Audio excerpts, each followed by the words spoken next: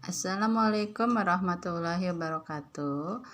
Baiklah, akan kita lanjutkan pada pembelajaran kita, yaitu PPKN kelas 10 di semester pertama. Di pertemuan yang ketiga ini kita akan membahas yaitu nilai-nilai Pancasila dalam penyelenggaraan pemerintahan. Sistem nilai dalam Pancasila. Sistem nilai adalah konsep atau gagasan yang menyeluruh mengenai sesuatu yang hidup dalam pikiran seseorang atau sebagian besar anggota masyarakat tentang apa yang dipandang baik. Pancasila sebagai nilai mengandung serangkaian nilai yaitu ketuhanan, kemanusiaan, persatuan, dan juga keadilan. Kelima nilai tersebut merupakan satu kesatuan yang utuh, tidak terpisahkan, mengacu kepada tujuan yang satu. Dan Pancasila juga sebagai suatu sistem nilai termasuk ke dalam nilai moral atau kebaikan dan merupakan nilai-nilai dasar yang bersifat abstrak. Nah, abstrak ini tidak terlihat tapi dapat dirasakan, ya, dan itu dapat kita terapkan dalam kehidupan kita sehari-hari, ya. Implementasi Pancasila. Aktualisasi nilai spiritual dalam Pancasila tergambar dalam sila ketuhanan yang Maha Esa. Hal ini berarti bahwa dalam praktik penyelenggaraan pemerintahan tidak boleh meninggalkan prinsip keimanan dan ketakwaan terhadap Tuhan Yang Maha Esa. Nilai ini menunjukkan adanya pengakuan bahwa manusia, terutama penyelenggara negara, memiliki keterpautan hubungan dengan Sang Penciptanya. Artinya, di dalam menjalankan tugas sebagai penyelenggara negara, tidak hanya dituntut patuh terhadap peraturan yang terkait dengan tugasnya, tetapi juga harus dilandasi oleh satu pertanggungjawaban kelak kepada Tuhan di dalam pelaksanaan tugasnya. Jadi, implementasi ini adalah penerapan Pancasila kepada salah satu contohnya yaitu aparatur negara. Jadi aparatur negara itu selain sesuai dengan peraturan, mengikuti peraturan yang terkait dengan tugasnya, dia juga harus bertanggung jawab kelak kepada Tuhan. Nah, itu terwujud dalam sila ketuhanan yang Maha Esa. Sila kemanusiaan yang adil dan beradab. Sila Persatuan Indonesia dan sila kerakyatan yang dipimpin oleh hikmat kebijaksanaan dalam permusyawaratan perwakilan merupakan gambaran bagaimana dimensi kultural dan institusional harus dijalankan.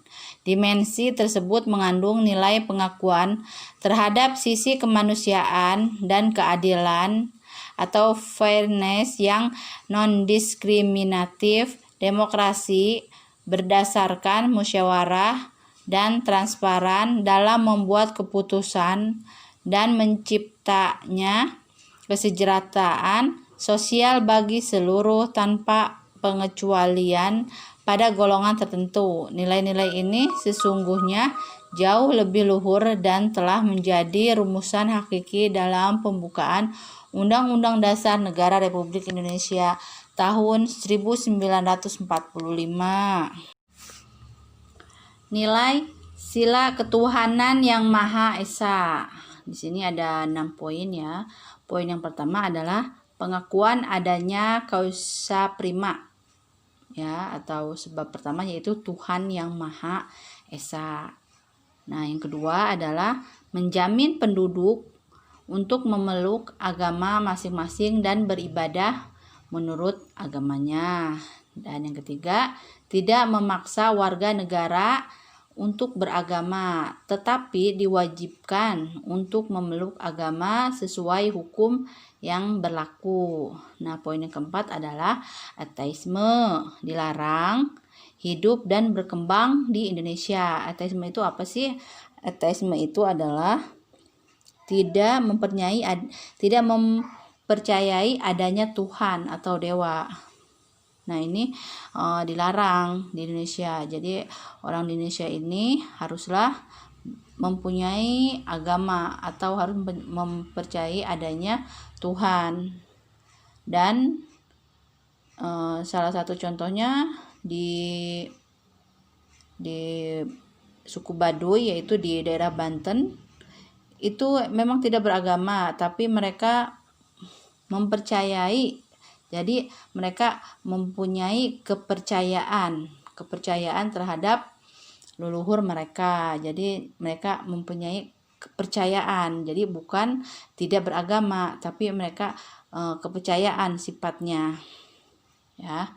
Dan yang kelima yaitu menjamin berkembang dan tumbuh suburnya kehidupan beragama, toleransi antar umat dan dalam beragama. Dan poin yang keenam adalah negara memfasilitasi bagi tumbuh kembangnya agama dan iman warga negara dan menjadi mediator ketika terjadi konflik antar agama. Jadi negara memfasilitasi ya, atau mengadakan musyawarah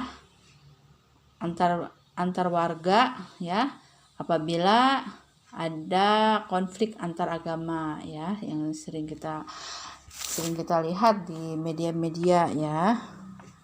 Dan itu emang kewajiban negara untuk memfasilitasi dan menjadi mediator ya apabila terjadi konflik. Nilai sila kemanusiaan yang adil dan beradab. Nah, di sini ada 3 poin ya. Yang pertama yaitu menempatkan manusia sesuai dengan hakikatnya sebagai makhluk Tuhan karena manusia mempunyai sifat universal. Yang kedua, menjunjung tinggi kemerdekaan sebagai hak segala bangsa. Hal ini juga bersifat universal. Dan yang ketiga yaitu mewujudkan keadilan dan peradaban yang tidak lemah. Hal ini berarti bahwa yang dituju masyarakat Indonesia dalam keadilan dan peradaban yang tidak pasif, yaitu perlu pelurusan dan penegakan hukum yang kuat. Jika terjadi penyimpangan karena keadilan harus direalisasikan dalam kehidupan masyarakat. Ya. Nilai sila persatuan Indonesia. Nah, yang pertama adalah nasionalisme. Ya. Yang kedua yaitu cinta bangsa dan tanah air. Yang ketiga adalah menggalang persatuan dan kesatuan bangsa. Dan yang keempat adalah menghilangkan penonjolan kekuatan atau kekuasaan, keturunan dan perbedaan warna kulit. Dan yang kelima adalah menumbuhkan rasa senasib dan sepenanggungan. Nah, di sini maksudnya kita adalah satu. Jadi nasionalisme itu harus dijunjung tinggi. Jadi kita tuh adalah ya kita bangsa Indonesia, kita harus bersama-sama ya menonjolkan kekuatan. Jadi maksudnya tidak ada perbedaan antara yang kuat dan yang lemah ya, perbedaan warna kulit. Jadi kita orang timur dengan orang barat, maksudnya di timur itu di daerah Papua yang kulitnya lebih hitam, ya enggak berarti kita lebih hebat, mereka tidak hebat, enggak, tapi kita sama-sama Indonesia, yaitu sama-sama senasib yaitu kita berada di lingkungan Indonesia, di wilayah Indonesia ya, kita diwujudkan dengan diikat dengan persatuan Indonesia yang kuat, yaitu Bhinneka Tunggal Ika ya. Selanjutnya, nilai sila kerakyatan yang dipimpin oleh hikmat kebijaksanaan dalam permusyawaratan perwakilan. Sini ada 4 poin ya. Poin yang pertama yaitu hakikat sila ini adalah demokrasi. Demokrasi dalam arti umum yaitu pemerintahan dari rakyat, oleh rakyat, dan untuk rakyat. Ya, ini adalah pengertian dari demokrasi ya. Yang kedua yaitu permusyawaratan. Artinya mengusahakan putusan bersama secara bulat. Baru sesudah itu diadakan tindakan bersama. Di sini terjadi simpul yang penting, yaitu mengusahakan putusan bersama secara bulat. Jadi kalau ada konflik atau masalah, jadi haruslah dimusyawarakan ya, dan kita putuskan secara bersama-sama ya. Dan yang ketiga yaitu dalam melakukan putusan diperlukan kejujuran bersama. Hal yang perlu diingat bahwa keputusan bersama dilakukan secara bulat sebagai konsekuensi adanya kejujuran bersama ya. Dan poin yang keempat adalah perbedaan secara umum demokrasi di negara barat dan di negara Indonesia, yaitu terletak pada permusyawaratan rakyat ya. Nilai sila keadilan sosial bagi seluruh rakyat Indonesia. Di sini ada 3 poin ya. Poin yang pertama adalah kemakmuran yang merata bagi seluruh rakyat dalam arti dinamis dan berkelanjutan. Nah, di sini ya, arti dinamis adalah bergerak ya, bergerak artinya bekerja. Jadi pemerintah memakmurkan rakyatnya secara dinamis dan berkelanjutan, artinya tidak terputus ya. Dan poin yang kedua yaitu seluruh kekayaan alam dan sebagainya dipergunakan bagi kebahagiaan bersama menurut potensi masing-masing. Nah, poin yang ketiga yaitu melindungi yang lemah agar kelompok warga masyarakat dapat bekerja sesuai dengan bidangnya ya.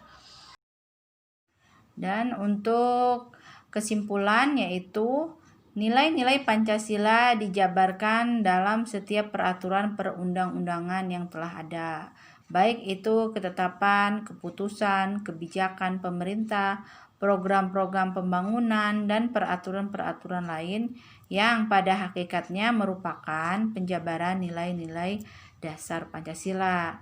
Jadi Pancasila adalah dasar ya, dasar atau fondasi dari peraturan-peraturan yang ada, misalnya undang-undang, ketetapan atau keputusan dan kebijakan lainnya. Jadi Pancasila itu benar-benar dasar hukum yang mengatur kehidupan kita berbangsa dan bernegara. Ya, itu aja untuk kesempatan pertemuan kita yang ketiga ini. Mudah-mudahan kalian dapat memahaminya ya.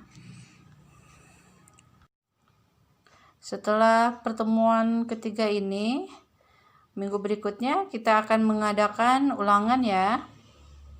Dan Ibu akan mengingatkan apa saja yang telah kita pelajari dari pertemuan pertama ya, yaitu pertemuan pertama kita belajar itu macam-macam kekuasaan negara ya. Di situ ada apa aja tuh ya.